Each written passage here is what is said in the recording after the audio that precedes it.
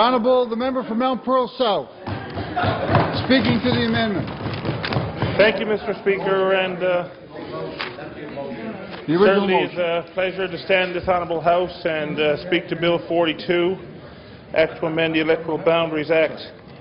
And Mr. Speaker, I just want to start off, Mr. Speaker, I guess, just to say that for the last, certainly this term of office, the last three and a half years, we've debated a lot of legislation. Some of it has been quite controversial. Some of it has been pretty routine. But this probably is one of the most important pieces of legislation that we've had to debate. And while quite often I would suggest I've had my disagreements with the third party on their positions on a number of issues, I have to say that when it comes to this issue, I do share a lot of the same concerns. Not all, perhaps, maybe not to the same extremes, but I do share some of the concerns. Mr. Speaker, there's a number of issues here that I'd like to talk about, but I just want to start off with the whole concept of democracy, Mr. Speaker. And really, that this is what this ties into. It ties in to democracy. And, Mr. Speaker, we have a long history here in this province, and certainly I know over the last number of years as members we've had the opportunity to attend Remembrance Day ceremonies and so on, and we realize the price that has been paid, the ultimate price that has been paid for democracy. And we all value that democracy. We know there are places around the world where there are people fighting every day to have what we have. And living in a democratic society is more than just simply having the right to vote. That's one portion of democracy, but there's a lot more to democracy than simply casting your vote every 3 or 4 years or whatever the case might be. It's also about rule of law. It's also about freedom of speech. It's also about freedom of assembly. It's about basic human rights, Mr. Speaker. And it's also about having a functional legislature. Because ultimately, the rules, the laws, the regulations and so on that govern our free society, that legislation that leads to those rules of law and so on come from the legislature. And we are tasked with the job basically of reviewing legislation. We're tasked with the job of passing new legislation. We're tasked with the job of amending existing legislation and so on in order for us to better the society in which we all live. That's the responsibility of this legislation, sure that office people. Perception, people in life, we bring it on ourselves. Some of the antics occur from time to happen. But everything in this House, both a member of an MHA, we all understand the responsibility that we're charged with. We all understand the time that it takes to perform our role, whether it be time in the House of Assembly, whether it be time in preparing for debate in the House, whether it be out and about in our districts, speaking with our constituents, attending meetings, trying to solve issues on behalf of our constituents, attending public events, community events in our district, and so on, Mr. Speaker. Not to mention that the toll it takes on family life and the fact that you're always under scrutiny and in the public eye. We all understand that. We all take that on willingly. We accept that.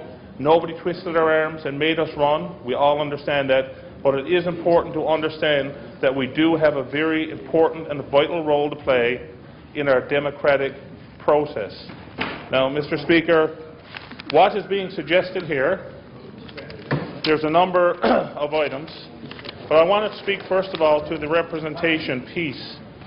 And what's being proposed here is that we would take what currently we have 48 seats in this legislature, and should this piece of legislation pass as proposed by the government, we will see those 48 seats reduced to 38 seats. Now, Mr. Speaker, I think there are a lot of people in this province, I think the majority of people in this province would like to see a reduction. I really believe that to be the overall public opinion. I think that there's a lot of people would see merit in it. As I try to, I guess, look at what we do, the districts we represent, and so on, I believe that we can see a reduction. I do. I agree with people. I believe we can see it. I'm not sure what that number is. And that's one of my concerns, is that I am not sure what that number is. The government says the number is 38. The Premier has been asked. It's been raised over here in the opposition. It's been raised by the third party as to where did you come up with the number 38. I've yet to hear a response, unless I missed it. And I know it's been asked a number of times. I've yet to hear a response, or at least a satisfactory response, as to where the number 38 came from. And I think, before we start looking at numbers, if we were to do this right, and it's important that we do this right, because it'll be another 10 years before we get a chance to do it again. So the decision we make now is going to impact us for the next, actually not 10 years, 11 years, that's right. We're going to be 11 years before we can reverse this. So it is important that we do it right. And I do wonder to myself, while my gut feeling is that we can see a reduction based on the fact that other provinces are operating with, of similar populations or even higher populations, have higher ratios than we have in a lot of districts. There are other provinces who have less MHAs, or MLAs they may be called in other parts of the country. So based on that, based on their numbers, even looking at Atlantic Canada, I believe that we could possibly see a reduction. However, if we're looking at democratic reform, and this is all supposed to be falling under the guises of democratic reform, and if that's truly what we're trying to achieve, I wonder to myself aloud, and I've heard other people, I've had some conversations and listening to some of the talk that's out there, and I do wonder to myself aloud, are we not putting the cart before the horse? That's a question I would ask. Because it's one thing to go through a process that talks about, do you have enough MHAs to cover districts in terms of geography, in terms of the number of people you represent? That's one piece of the equation. But the other piece of the equation, which is not being considered here, unfortunately, and if we were really truly committed to doing it right, we could have started 2 years ago, for argument's sake, and we should have first been looking at how do we better operate the House of Assembly. Let's look at the standing orders. Let's look at legislative committees. Let's look at the role of MHAs and so on. Let's look at the cabinet, the size of the cabinet. Let's look at how we operate the House of Assembly, how we operate the legislature. Let's put those measures in place first to reform. And once we've done that, and we've reformed our legislature and our House of Assembly, and made improvements as we would want to see, and adopted best practice, then, when it came time to determine the number of MHAs required, not only would we simply be playing a numbers game with a ratio of MHA to number of constituents and geography, but we would also be factoring into that equation, do we have the appropriate numbers of MHAs and so on to accommodate our reformed legislature, our committee process, and so on. So if we were truly going to do it the right way, I think we are putting the cart before the horse, and we would have done that first. Now, that being said, that's just my opinion as to how I believe it could have been done and should have been done. And I believe it could have been done, if the government was serious, I believe it could have been done 2 or 3 years ago. This was obviously I'm not sure what the reason is why it's being done now. The only reason I've heard is about cost savings. That's the only reason that I've heard. Now, maybe there's other reasons, but it's obviously not something that's been considered by the government any length of time, given the fact that the Premier has called and had his own nomination for his party in his own district, given the fact, only before Christmas, given the fact the Deputy Premier, same thing, and I believe the candidate for Humber Valley. So on the government side, they've already held 3 nominations themselves for districts which are likely going to change in some way. So why you would, if this is something that you had been planning, and we were planning to do this and do it right, doesn't make sense to me that you would have done that you would have called those nominations in districts knowing that it was all going to change. Which leads me to believe that this is just basically some new idea, some epiphany, whatever the case might be, that just occurred over the last month or so. I'm not sure why. We're being told it's about the budget, and I think we all understand the situation we're in. We all understand it's going to require tough decisions, as the Premier has said himself. But when you look at the fact that we're talking 1/3 of 1% of the deficit, I'm not sure that this is something that we would want to do now and we would want to rush through. And I'm not sure, sometimes there's a price to pay for democracy.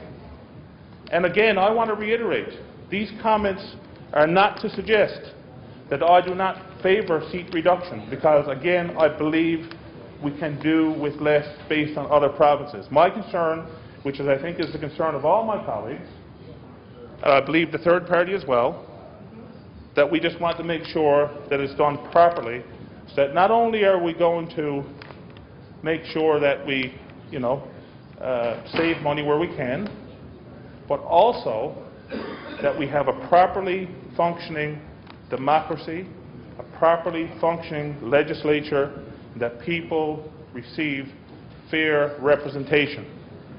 And I know, I look at my district, I'm in an urban district. A lot of members are. And I know the number of issues that I have to deal with, and functions I have to attend, and so on. And as I've said, it is very busy.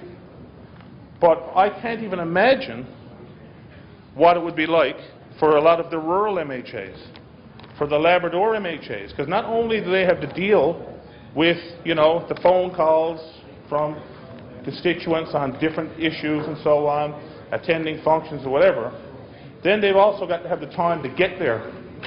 I'm also very fortunate. I have one municipality. We have MHAs that probably got, I don't know the numbers, but maybe 10, could be 10, 20, 30 communities. So if I went to one fireman's ball, for argument's sake, there might be some who might have to go to 20, and so on. Or if I'm dealing with one council, there's some MHAs that deal with 30 councils and their issues and their concerns. So I know how busy they must be, or I can imagine how busy they must be. I could easily say, yes, no problem. If you want to tack on an extra 2,000 or 3,000 people onto my district, wouldn't be an issue. Wouldn't be an issue for me, but I think there would be issues in some of the rural areas and some of the more challenged districts. So it's not black and white. It's not just simple as just taking a bunch of numbers and drawing a line on a map. We heard, I believe, the Minister of Advanced Education and Skills talking about this gentleman, I think he said his name was Alan, who sent us all an email. And in a very short period of time, or I'm assuming a relatively short period of time, he was able to take a map, divide it up into 38 pieces and say, here you go. Not that simple, though. It's not that simple. It's easy just to simply divide up a map geographically into a bunch of pieces. It's quite another thing to understand the issues associated to the district, transportation to get to and from, the numbers of people living in a particular town, the number of towns, and those types of issues. And those people depend on their MHAs to represent them. and it's very important that they get fair representation. So to arbitrarily choose a number of 38, a number, again, that we don't know where that number came from, what the rationale was, I have a problem with that.